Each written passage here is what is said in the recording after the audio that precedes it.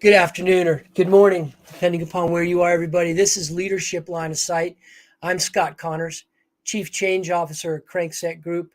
I've held that title for a better part of a decade, coming up here at the end of July. So excited to be doing the work that I'm doing. And as always, except for today, I'm usually joined by Taylor Hack, the marketing strategist at Gravidia, who we all know and love. But today, Taylor has decided that the F1 race in Montreal is more important than being with us. And I tend to agree with him. So I hope he's having a great race day and a great race weekend. And I want to thank you on behalf of both of us for joining us today. Today's format will be just a little bit different since I'm without the guru. So bear with me. And I've got a great producer in Joel who is behind the scenes but may pop up from time to time, and a great guest. Before we get to that, I want to talk to you a little bit about this week and why this guest is so important to where we are today. We all know about what's going on in the world, in our supply chains, and in the prices that we are paying for things. Prices. As business owners, as small business owners, as big business owners, how do we deal with price? How important is setting the right price for us today versus normal business climates? Price as a component of profit. Am I priced too high? Am I priced too low? You go to the gas station and sometimes you don't have a choice on the price that you pay. How is it that some organizations can charge anything they want and others compete for every 5 cents to a price with competitive marketplaces? We're coming to a crossroads when it comes to price, regardless of your industry, regardless of your size or shape. Price is going to become a very important component to your business's health and to its success. And so I am excited today to bring in someone who has focused her life and her career on price and what it means and why it's important and how you can solve for it in your business. So without further ado, I'm going to ask Joel to bring up our guest header here. I am excited. We are excited to welcome Deann Campbell, the Chief Strategy Officer at Hubula, which is focused on the concept of price and all the things that make up price and how to price effectively. Deann, welcome to Leadership Line of Sight. Thank you so much. I'm so thrilled to be here. Tell us what you thought about the intro as you heard me speaking backstage there virtually about price and it's important today. What are your thoughts around that? Oh, I love this topic. It's such a fascinating topic because it is so multi-layered. It's not just about how much a product costs to the retailer. It's about the layers of cost that come into play at every level of the retailer experience and the consumer experience. And it's so much harder today, complicated steps to really balance the elements of that price to get it right. And the cost of getting it wrong is bankruptcy, essentially. Can you give us an example, just industry? We don't have to talk about a specific company that prices right and why, and maybe one that didn't get priced right and is no longer around as a result of it. I hate to go back to someone so commonly talked about, but Target does an excellent job. Their prices are not the lowest. They don't try to go head to head with Walmart because really not even Walmart can do that very, very long term.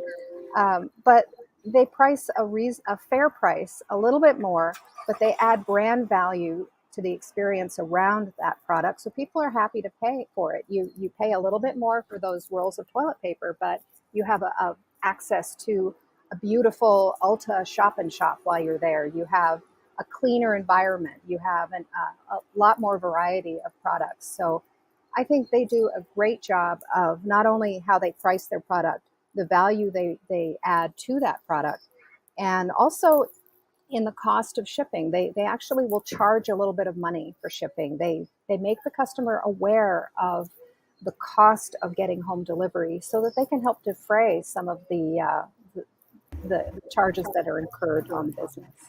I love that you brought up Target.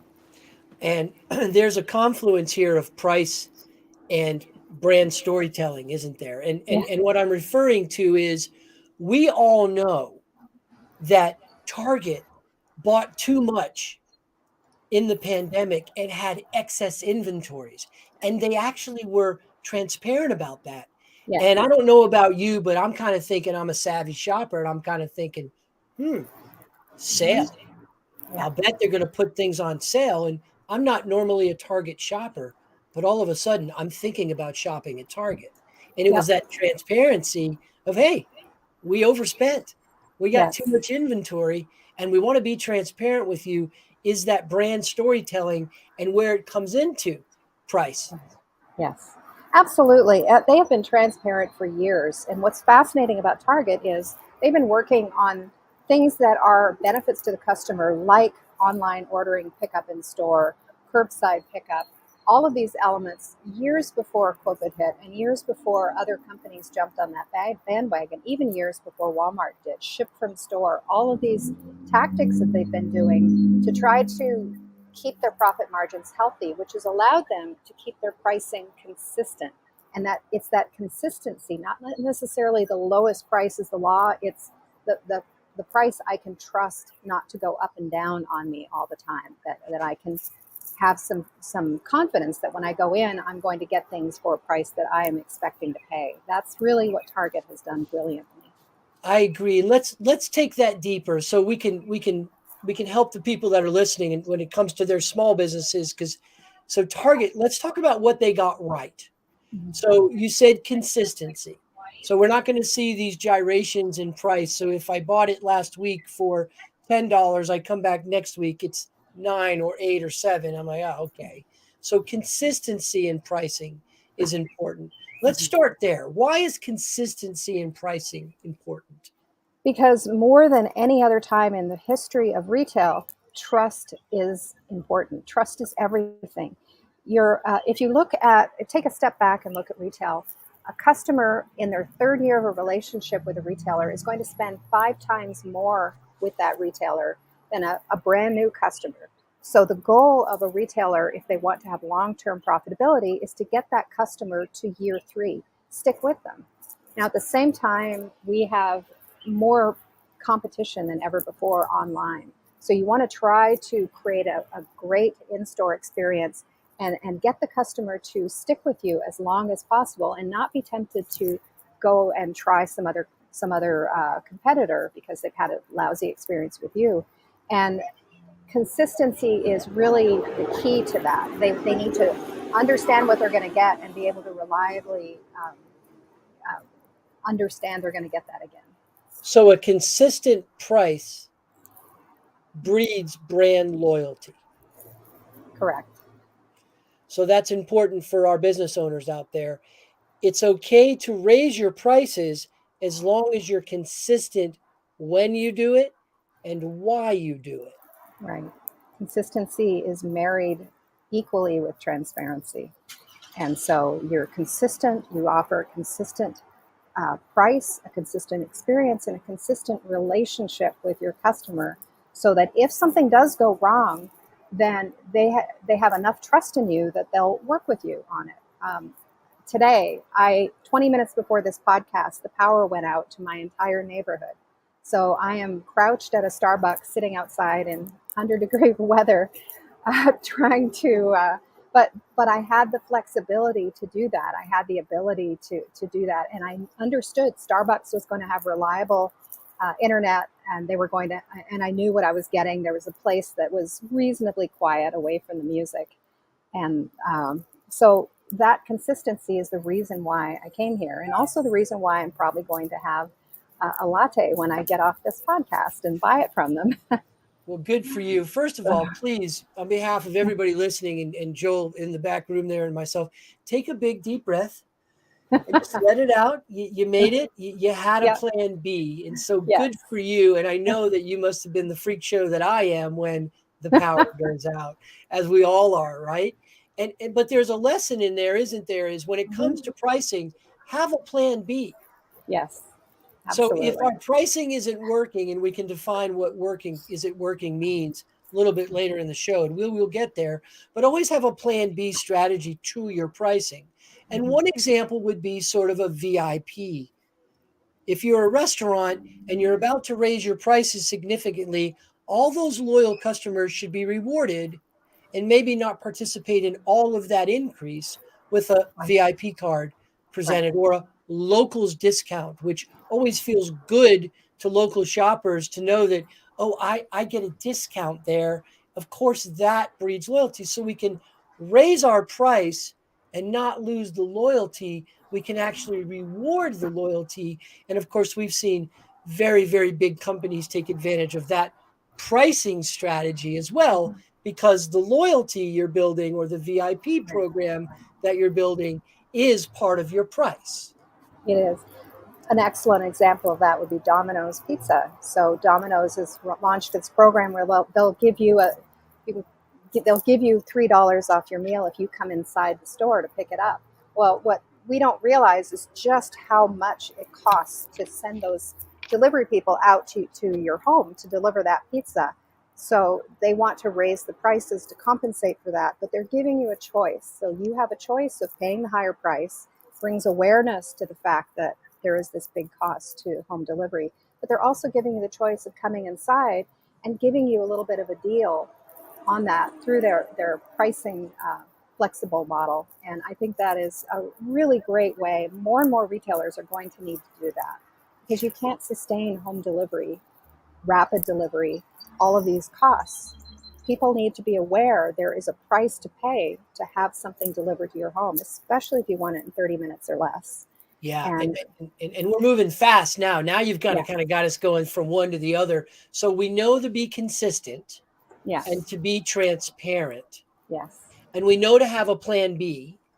yeah, And now what we also want to do is in the new pricing thought mindset, which is why I thought price would be a great topic and very timely this week, is we need to give our customers or our clients a choice. yes, So that's a new concept in pricing, at least publicly. When we've seen big companies do it, but when it comes to pricing, how can we give our customers or our clients a choice? A key element in the new world of pricing, in my opinion, we need to be we need to be in a world where we're thinking like our clients and thinking like our customers. Here's another example: payment terms. Let's think about payment terms for a second. Most of our businesses, we'd like customers or clients to pay us immediately. But as we go into these uncertain economic times, giving the option of paying overtime will become more and more popular as a decision-making process as consumers and or businesses cash balances go down significantly, and that's behind seeing their equity prices or their value of their balance sheet go down significantly as well. So in the pricing strategy in today's economy, the next 90 to 120 days, I think that payment over time is also an important strategy to consider. What do you think, Deann?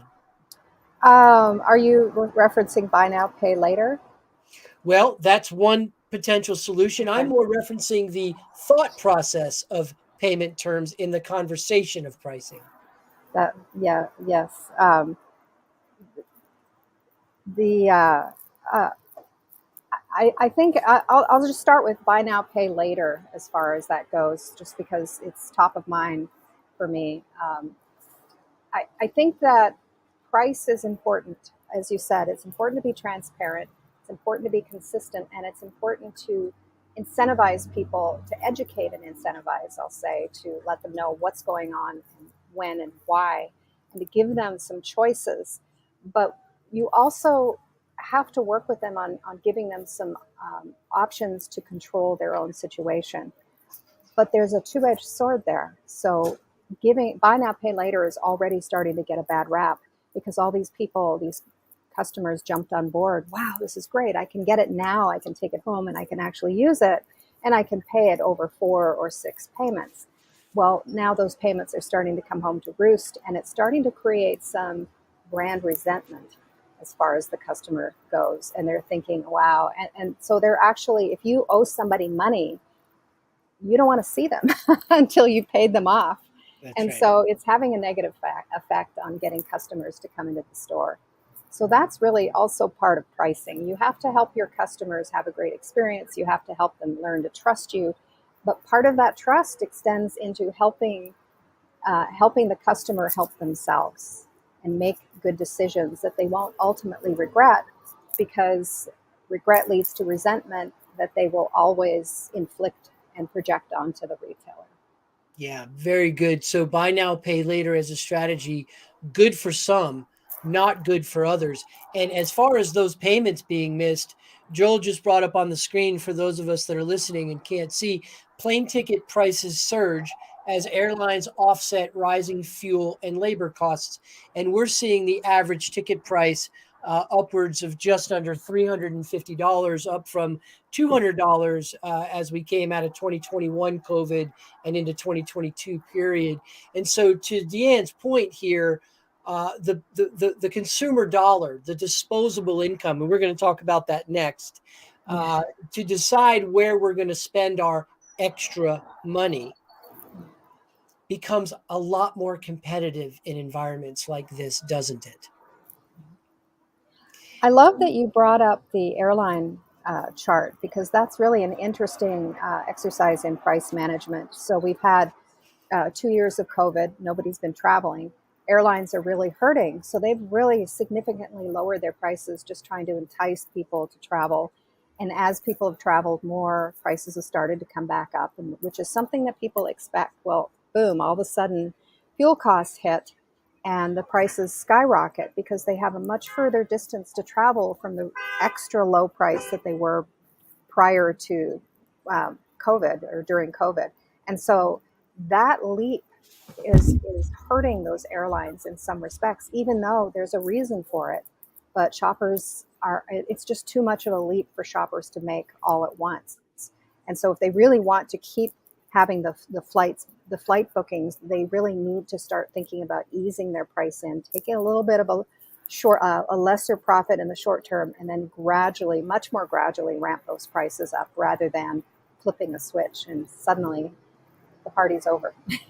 Yeah, without getting into the business model that is the airline industry, which we could Yeah. do, let's stay there on price for just a second. So one of the things we talked about already in giving some advice on how to set pricing is to be consistent and to be transparent, but also to incentivize. And so if the airlines will apply their like double miles, since you're paying so much more, triple miles, or if you pay this much, then what's an incentive to encourage the travel at a higher price with maybe a reward later?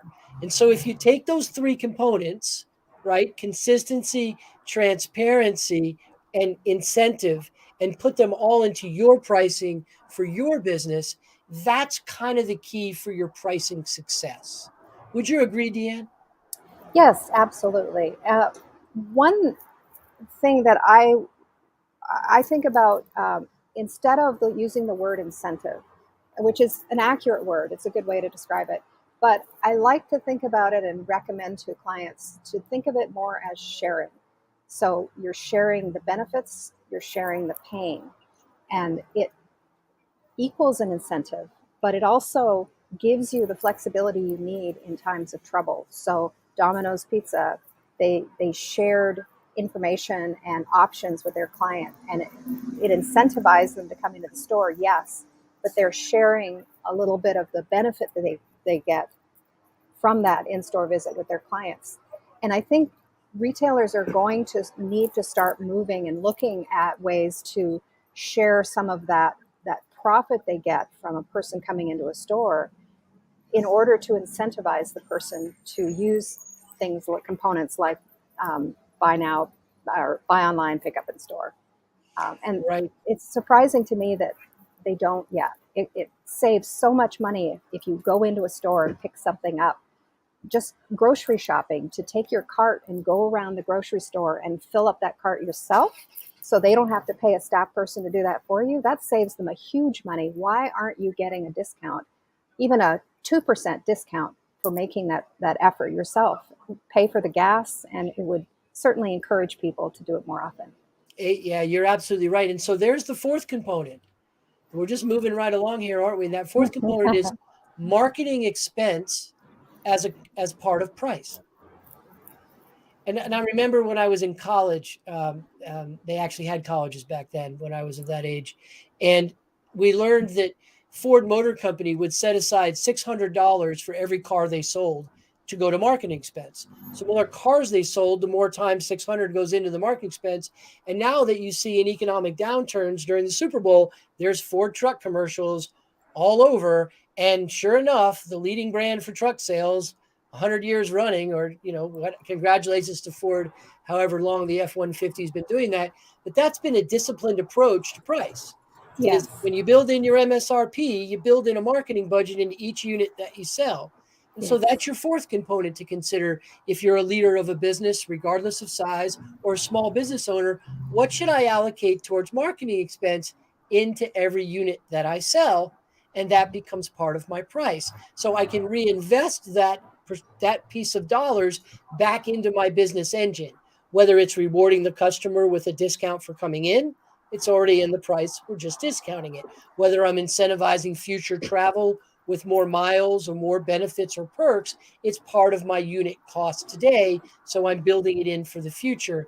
And that's why you like to say that net profit is absolutely driven by price, and you can never get away from that. Isn't that something you speak to a lot?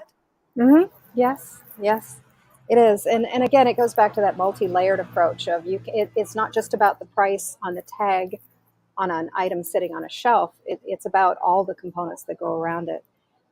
If you look at online e-commerce, a lot of businesses are investing money in e-commerce right now, but the typical profit margins for an e-commerce business are between 2 and 4%.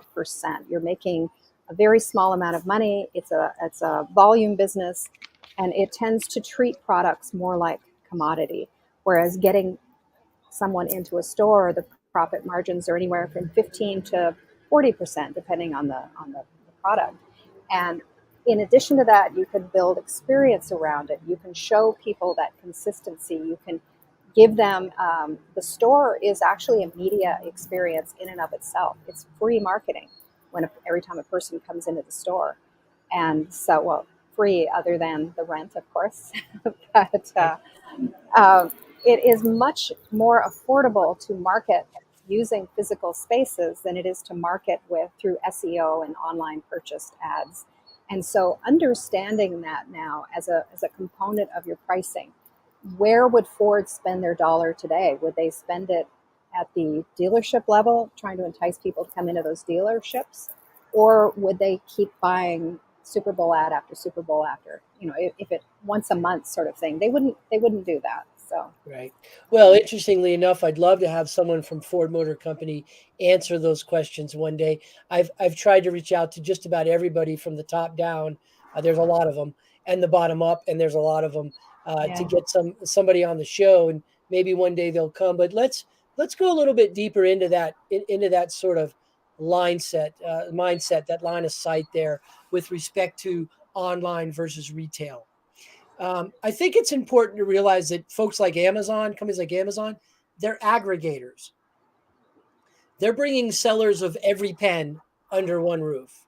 And now Mhm. they're letting the pen manufacturers and the pen sellers kind of jockey from there with reviews and other things in the algorithm, which I'm not a coder. And so there's a different kind of competition than you have versus when someone's in the retail experience.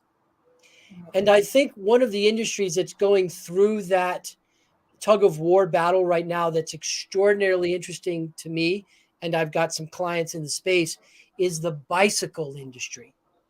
The bicycle industry worldwide is a big, big business. You think about components and upgrades and parts. bicycles are a big, big, big business worldwide. And what you've had is this fundamental shift with some of these bicycle manufacturers going online only and avoiding the retailer and just skipping over the retailer to the customer.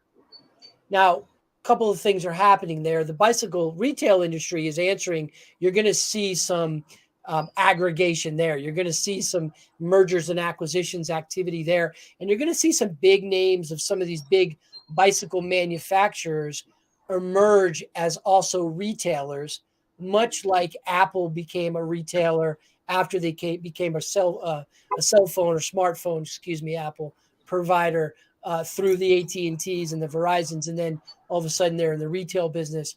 We've seen Microsoft do that as well. We're seeing that same fundamental shift in the bicycle industry where the retailers are going to join forces and create a lot better user experience where you can actually get on the bike and ride the bike before you actually buy the bike, which for me is a big deal. Like I have trouble buying shoes online because their 7.5 or 8.5 or 9.5 isn't the same as theirs. And so there is that user experience that has a tremendous amount of value to it. And people are willing to pay more to know what they're buying, except print with it versus printing a return label. What are your thoughts on that?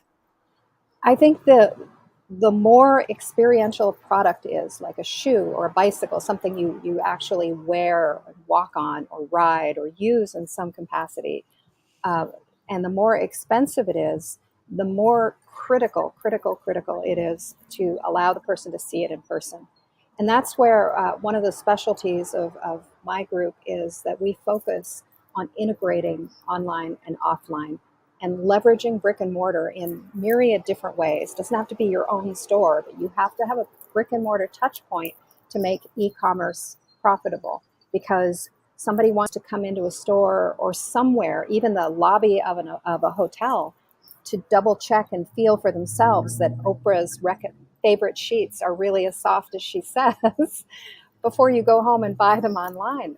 Same thing with a bicycle. You are not going to spend $2,000 or more on a bicycle if you haven't at least been able to lay your hands on it. Even if you don't sit on it, you want to, how heavy is this thing? How big is it? Is it too tall for me? And there's a stat that stunned me when I learned this, and 8 out of 10 people um, will buy an expensive product if they're able to see it in person first. And so, everybody talks about Casper in my industry. They're kind of the redheaded stepchild of the business, because they had a really exciting online only model until the chickens came home to roost and people realized that online was not nearly as profitable as offline. Um, and so now they're looking for partners to help get people closer to their product before they buy it. Yeah, and so that's another lesson on the theory of pricing right, and that's the more expensive or the more experimental your product or service, I might add, because you can lump services into the user experience, like having a podcast to listen to if you're thinking about working with Deann. Those kind of, can I touch it? Can I see it? Can I smell it? Very important that the higher you're priced or the more experimental your product or service is, the more you have to give people ways to touch it. Very important component towards pricing. And that brings up a graph that I use quite a bit. And I want to thank Joel for the absolute perfect timing here. For those who can't see it, that's going to be difficult, but I want to take a look at price versus what's in it for them. And I use this when I'm talking about price a lot, Deann. And if you look at the blue line, that's the value perception. And if you look at the red line, that's the value proposition. And where we get caught in companies on pricing right is the value proposition, the triangle in the middle, the difference between the consumer or the business thinks they will pay for something versus what you want them to pay for something. And the difference between those two, the space in between those two, and let me tell our listeners what that looks like. When you go into a store, let's use men because I'm a man, and I go into a clothing store and I see a shirt on the rack and I go, I love that shirt. And then I walk over and I pick it up and look at the price and go, ah! No, I don't. There's a value proposition in there. So I buy the less expensive shirt and the buttons pop off after a week. And so the value proposition is super important in your pricing. Can you talk to our listeners and our viewers about the value proposition?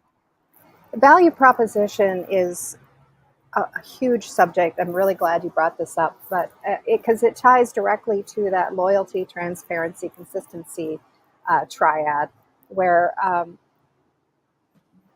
that is really what's going to drive retail profitability for the long term. And a lot of companies are so focused on lowering their prices, reducing the prices, getting people to pay less.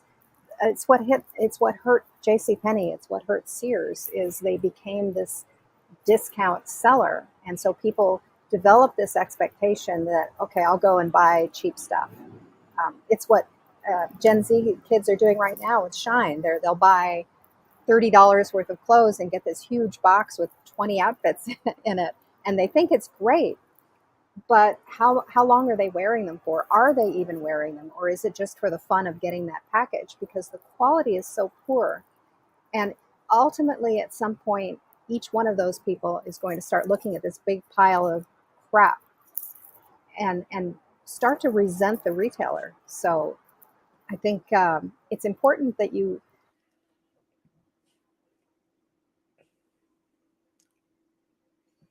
think she might have froze there, Joel. What do you think? we want to maintain. How many times have you been to a restaurant where the price went up because the chef said, there's a beef shortage. In order to maintain the quality of the beef that we're getting, I'm going to have to charge you a little more because I wasn't willing to go with a cheaper cut. Then you feel, okay, that's, thanks for telling me. But then the next thought is that, oh, he's taking care of me. He's making sure I get that consistent experience that is the reason why I come here in the first place. So I think that's really critical to drive that value. And of course, value is how you're going to charge more for money. One interesting thing is you see a lot of partnerships happening these days. Sephora is partnering with Kohl's, if Kohl's is going to stick around. Ulta partnered with Target, and Disney is partnered with Target. And there are just so many partnerships going on and people kind of joining forces. And the reason is partly, Ulta has their own stores, Target has their own stores, but get together, and now Target has an extra value to add to their customers. So for the same price, you come in and you also get an Ulta experience. You also get a Starbucks experience. You also get a Levi's or a Disney experience on top of the Target experience. And all of those combined values to the customer, additional value positions to the customer, give Target the ability to justify charging just a little bit more for some things if they do it in a consistent, gradual, and transparent way. Yeah. And for those that are looking for that sort of bullet point summary from that's beautifully said, people pay for quality. They always will, but quality can never be spoken about. It has to be shown. And if you don't have a place to showcase the quality of your product, then it doesn't matter what you price it at because they won't know until they touch it, feel it, or see it. A good example, I used to be in the restaurant business. I owned with a partner, a couple of pizza places, and a gentleman who's a family member who owned a lot more restaurants and was a lot more successful came into my kitchen one day. And of course, I've got flour coming out of my ears and I've got pizza dough, and which is a lot of fun, by the way. And he walks in, he actually backs his Lamborghini up into my handicap spot. He's that kind of guy. And he walks in, he goes, "What are you doing?" I said, "What do you mean, what am I doing? I'm running my restaurant. I got pizza, I got deliveries. I got, look at it, it's great." He goes, "Nobody knows about your pizza. There's a million people within a 15-mile square radius of you in this city, and maybe 10 of them or 110 of them know how good your pizza is. You need to get it out there so they can taste it." So the next thing you know, I hire a cook, which really hurt margins, price, net profit. And I'm out there baking 20 pizzas a day and going into these office buildings and putting them into these kitchens. Mhm. What do you think happened to sales? Quality pizza, delivered fresh, right to your door for your lunch functions. Well, do you deliver to homes? Well, of course we do.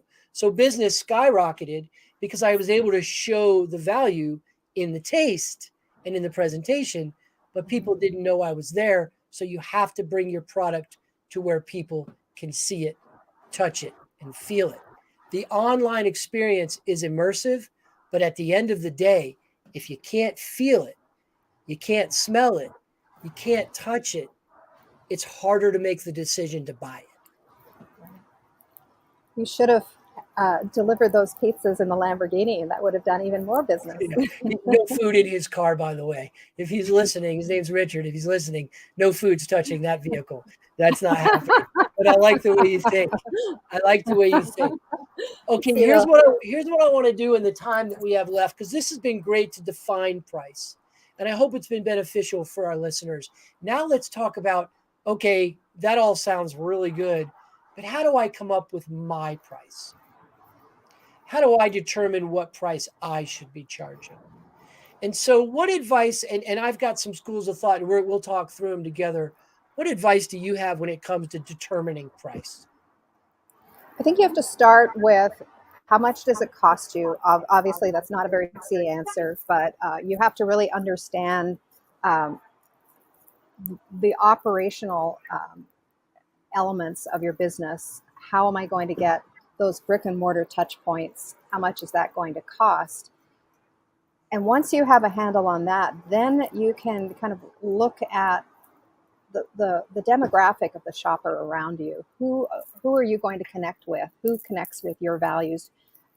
It's almost like dating. You have if your goal is to get married and be in it for the long haul, you're going to be a little more picky about who you bring in, and you're going to dress a little differently when you go on that first date because you want to impress them. You want them to see your best self. You want to build that relationship. You're going to go out of your way a little more often to connect with that person. And so thinking of your customer as this is a long-term relationship that we're going to be in together. So let's just settle in and let's figure out, how do I give you that consistent quality? What is it that's going to make your life great? What is it that's going to keep you coming into my store? What is your need? And then how do I fulfill that need in the best possible way? How do I create that consistency? How do I build a transparent relationship with you? So if something goes wrong on my end, then you trust me enough to help me out a little bit. Um, it's there's a restaurant I'm in Atlanta, Georgia. If you can't tell by the heat, but the restaurant called the OK Corral here. It's a breakfast joint. It's been around for decades, and it's a landmark. Well, it's not cheap. It's a country style, kind of an ugly place because it hasn't been renovated in 50 years. It's not fancy. They just kind of serve. It's like a meat and three place, but people love it, and it's in a wealthier part of town, so they charge a fair bit for their breakfast. Whereas you can go to Waffle House and pay 15-20 dollars for breakfast for two people. This place is probably going to cost you 20 to 40. So it isn't, and the quality is great. It's not outstanding. It's just that it's consistent and it's a reliable experience, and there's a relationship that has been built. Well, that burned down a few years ago. The entire community chipped in and funded the restoration of the place because they loved it so much, because the owner had built that kind of a relationship through that consistent service, consistent quality. And the prices, yes, they were high, but they had gone up sort of gradually and always in keeping with the customer's willingness and perception of value for what they were getting. Excellent. Excellent. So, first of all, we're in agreement that we build price from the bottom up. And I call step one in building the right price TUC. It's an acronym for TUC. And TUC stands for True Unit Cost. So if I'm selling, let's say, plastic bottles, and I can buy a plastic bottle for 5 cents each, right? You'd say, okay, just mark it up to 10 and you're good. You make 50% margin. Hold on a second. We've got to receive those plastic bottles. We've got to unpack those plastic bottles. We've got to store those plastic bottles. We've got to, I think you get the point. So my true unit cost might end up being more like 45 cents of true unit cost. And so any business owner operator needs to think about true unit cost by assigning all of your business costs on a per unit basis. So if I only sell 10 bottles, all my costs have to be allocated across those 10 bottles. If I sell 10 million bottles, then all of my costs have to be associated across those bottles. Same with your services. Your true unit cost for your services is not, well, it's just me. Well, it's not quite that. What about your internet, your infrastructure, your marketing expenses, all of those things? If you only have 3 clients, and it costs you $1,000 a month to run your business, then each of those clients should be assigned a unit cost of $333.33. So if you're only billing those clients $250 a month, you're upside down in your business. And so make sure that you start with true unit cost and cover all costs and then assign it to each unit or each contract or each client before you think about price. That's step one. And I would say we're in agreement on that. Would you agree? Yes, absolutely. And, Yeah, and soft costs, hard costs, really, in order to understand the ROI, you have to understand all of the things, the cost of security, even. There's a rising need for security in store. You have to understand what's that going to cost and make sure it's covered in your unit cost. that's Because you right. only make money one way, and that's selling a product or service. You don't, people don't give you money to keep the lights on. That's right. So, That's right. That's yeah. right. And so the first step is not always easy, but it is necessary. It's like a physical inventory count at the end of the year. It sucks, but it's an exercise that every business should go through, or at least try to go through to the best of their ability. Work with their accountants, work with their financial advisors, their controllers, those kind of things. But tuck true unit cost is step one, and I think step two is where you cheat. I mean it. Here's where you cheat. You go out and shop your competitors. Now I know my true unit cost. What are my competitors selling for in the marketplace?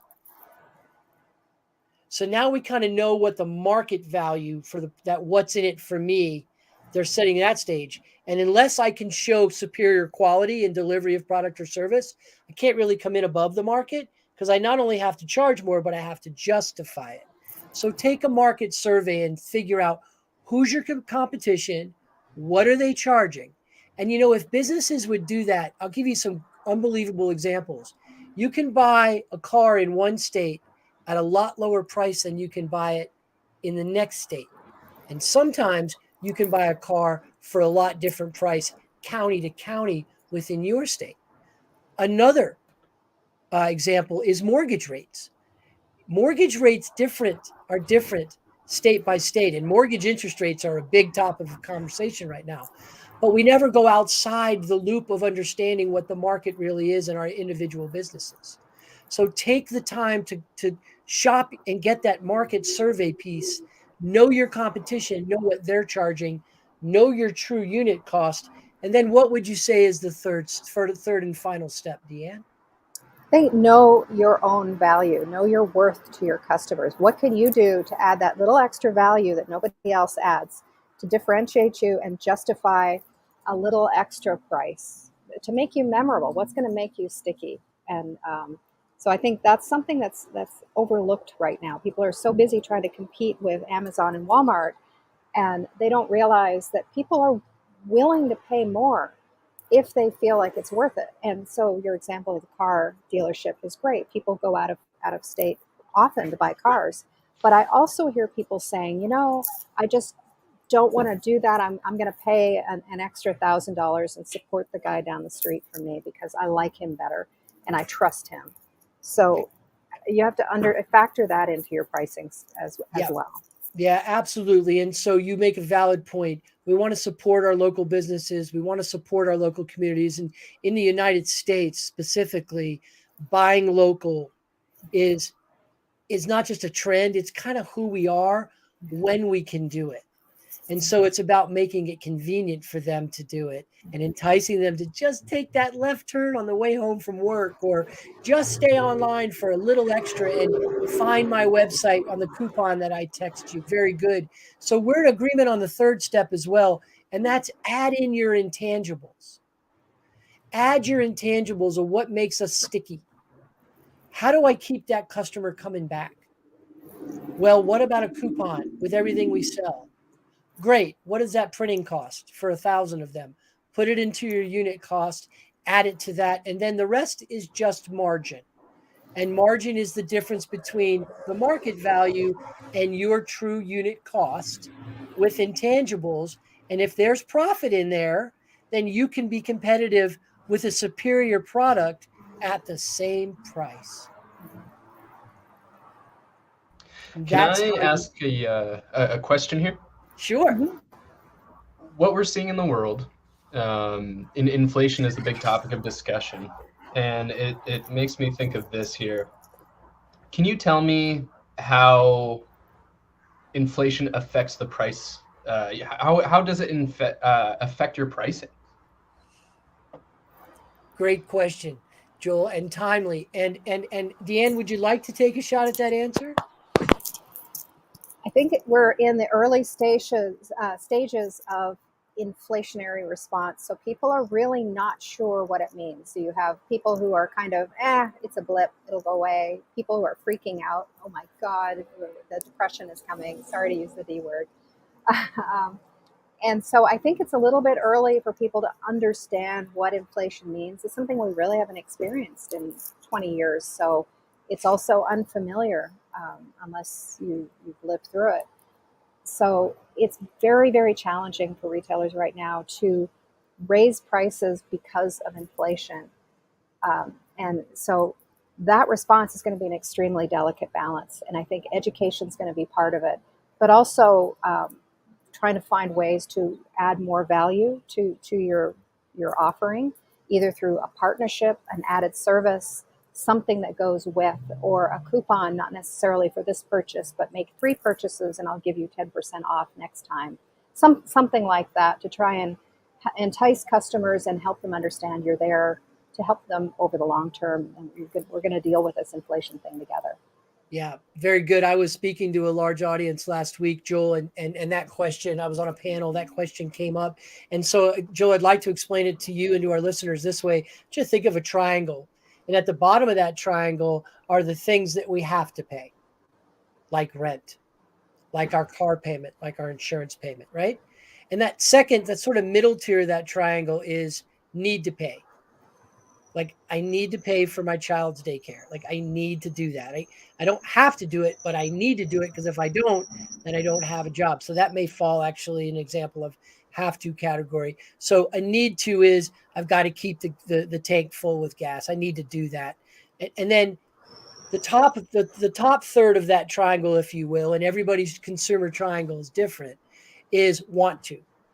Whether you're a business or you're a consumer, when it comes to spending, you have a have to, need to, and want to. And so when we have inflation, to cover the have tos absorbs more of that triangle, which means that the need to gets shrunk and the want to gets almost depending upon your monthly budgets and your income versus your expenses, gets shrunken. And so inflation impacts different businesses in different ways.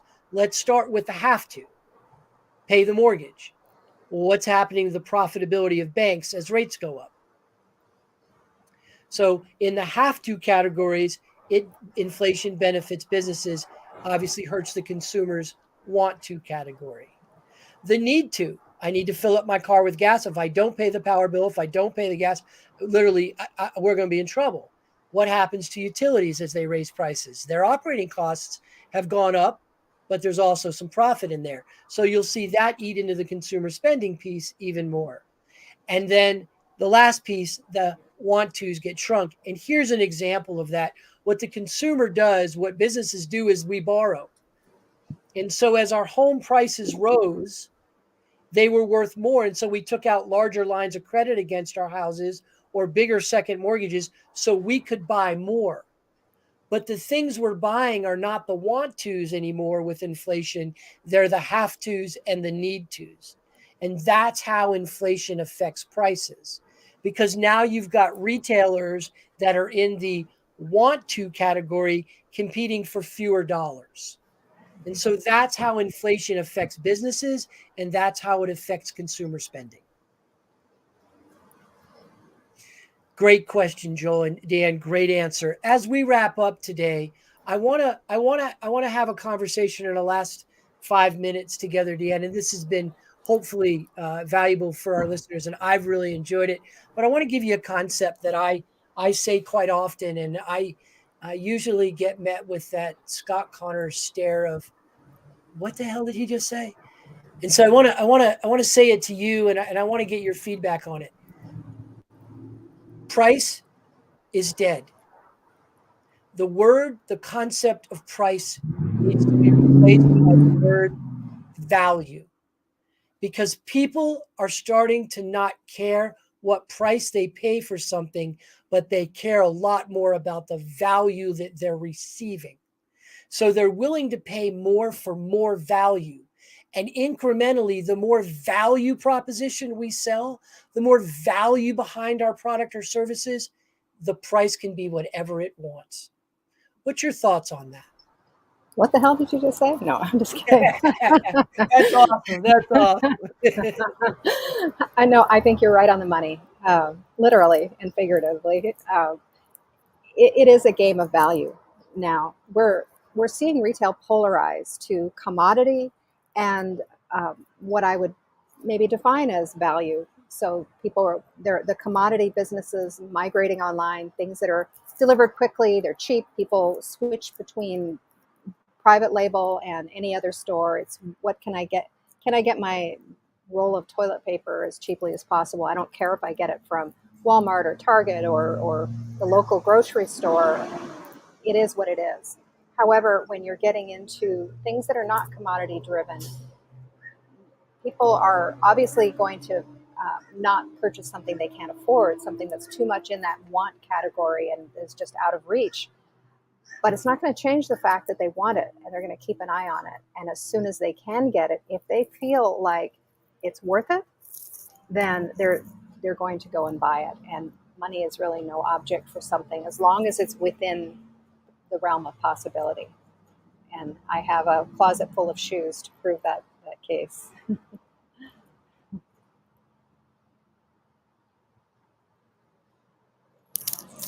Yeah.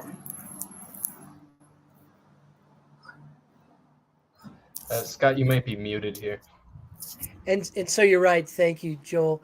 And so no matter what we're in, no matter what business we're in, no matter what service business or product business we're in, we're all in the value business. What value am I bringing my clients or my customers so that I remain top of mind and highly competitive? It's not about price anymore. It's about value. Hey, I'm not going to buy those 500,000 batteries from you. I'm going to buy them from him because they're 20 cents or $20 less per unit. But I can have them there tomorrow. Sold. And I'll throw a warranty on top for 50% of those units. Sold, and call me with what you bring in next. Hey, I'm going to be in town next week. I'd love to learn more about your business. Value, value, value. Where value is achieved and gained, where your value gains are, your prices will follow every time. Deann, any last thoughts before we say goodbye for the day? No, this has been fascinating, and I really appreciate you having me join you, and I've enjoyed it so much. And although I do think that we would have had even more fun if we'd been at the F1. Agreed. Now, if you don't think that you want to talk to a lady or a professional entrepreneur about pricing in your business, that 20 minutes before airtime had to go from power outage to hair redone, makeup redone, get to the Starbucks, plug in, get the blurry background, make sure the AirPods were working, sit down and show up like she had it all planned, then you're crazy. Deann Campbell, it has been an absolute pleasure to be with you today. Chief Strategy Officer. Uh, say the name. It's Jubilate. Hubalate. Hubalate. Jubilate. Tell our listeners why you chose that name.